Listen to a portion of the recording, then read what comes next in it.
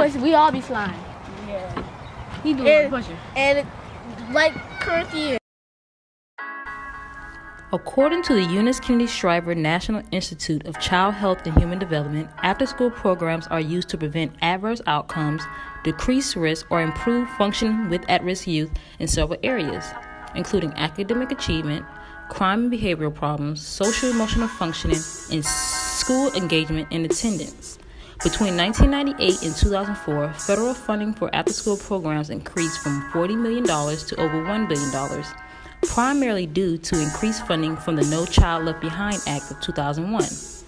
The No Child Left Behind Act emphasis on high poverty and low performing schools, concentrated after-school program plans towards at-risk children and youth.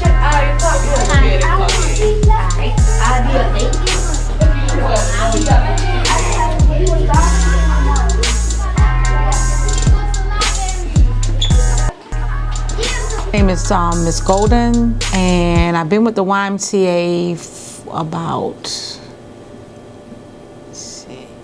I'll say about 17 years, a long time. This YMCA, which is the West Broad Street YMCA, is the result of what used to be the West Broad Street YMCA, where they served African Americans, and it was on West Broad Street, which is now Martin Luther King Boulevard. They came over here around 1960s, and this is known as a Heritage YMCA. And from my recollection, there are only 3 left in the United States. And this West Broad Street YMCA, this YMCA is one of them. The purpose of the YMCA is to provide a variety of services for the families that we serve and also the community.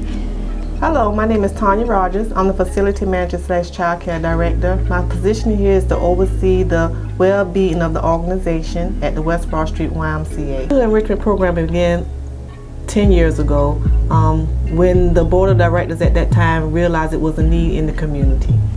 The YMCA program, Neighborhood Enrichment Program, consists of giving the kids the opportunity to complete homework. They do arts and crafts activities. They go out into the garden, and they learn social skills. I like the YMCA after-school program because the coaches are nice and they help me with my homework. The change that I think should be made to the program is that we get more community involvement. Right now we don't have a whole lot of community involvement, so if we can get that involvement, I think the Neighborhood Enrichment Program will be a better place. This place is a better outlook. Teachers and counselors, because they're nice and they help me with the things I need. Myself and the staff here try to give the kids a positive outlook in the environment, and we try to show them a positive way to handle. So the improvements that I've seen in my Brielle and Charles, which I have 2 kids here, are the ability to learn more. They're more focused in their activities, and they detail ordinance when they get home as far as organizing and doing their work. The Y is community-centered. For nearly 160 years, they've been listening and responding to their communities. The Y believes that everyone should have the opportunity to learn, grow, and thrive. The YMCA mobilizes local communities to effect lasting, meaningful change. At the Y, children and teens learn values and positive behaviors and can explore their unique talents and interests, helping them realize their potential. The mission of the West Broad Street YMCA is to put Christian principles into practice through programs that build a healthy spirit, mind, and body for all. Goals of after-school programs range from providing supervision and reliable, safe child care for youth during the after-school hours to alleviate many of society's ills, including crime, the academic achievement gap, substance use, and other behavioral problems, and academic shortcomings, particularly for racial, ethnic minority groups, and in low-income students.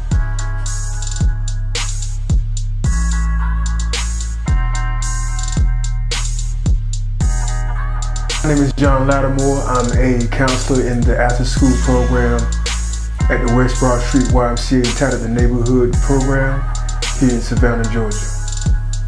My job consists of doing things such as tutoring the kids for their homework, teaching them STEM programs and activities. Well, actually STEAM. STEAM is science, technology, engineering, art, and math.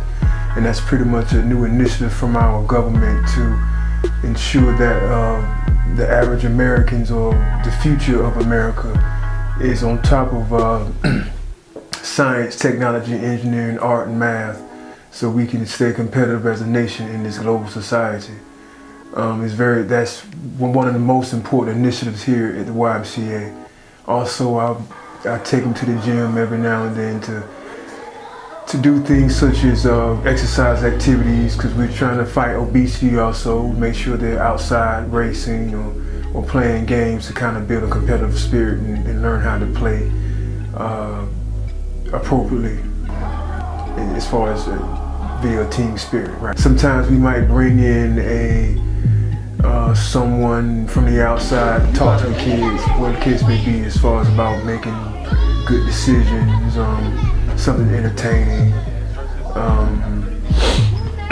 It's mainly hands-on activity as far as academic enrichment, educational enrichment, of course, and also physical activities. And plus, we feed the kids and make sure they get a good, well, healthy, balanced meal. We thought you were coming to the Y, but never mind.